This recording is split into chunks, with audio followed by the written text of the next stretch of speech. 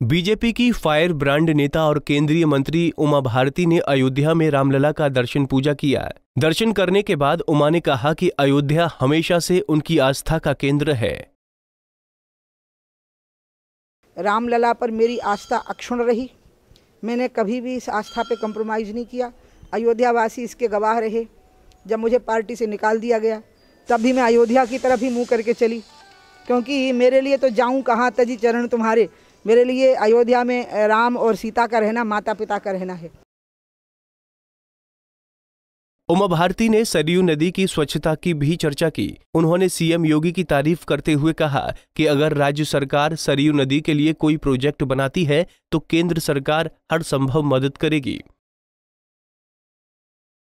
और यहाँ के सरयू के लिए मुझे महंत नृत्यगोपाल दास जी ने कहा कि सरयू गंगा की ट्रिब्यूटरी है, तो नमामि गंगे कार्यक्रम के अंतर्गत सरयू आ सकती है।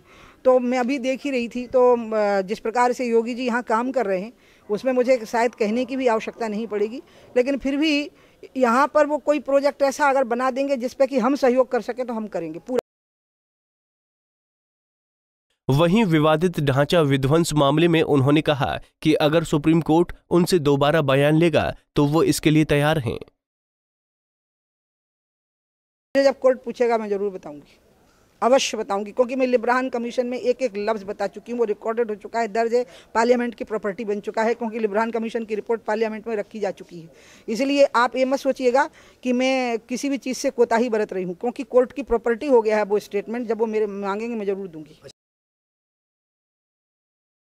एक तरह से अयोध्या आकर रामलला का दर्शन पूजा कर उमा भारती ने संकेत दे दिया है कि राम के प्रति उनकी आस्था अटल है और वो इससे डगने वाली नहीं है। पंजाब केसरी टीवी के लिए फैजाबाद से अभिषेक सावंत की रिपोर्ट।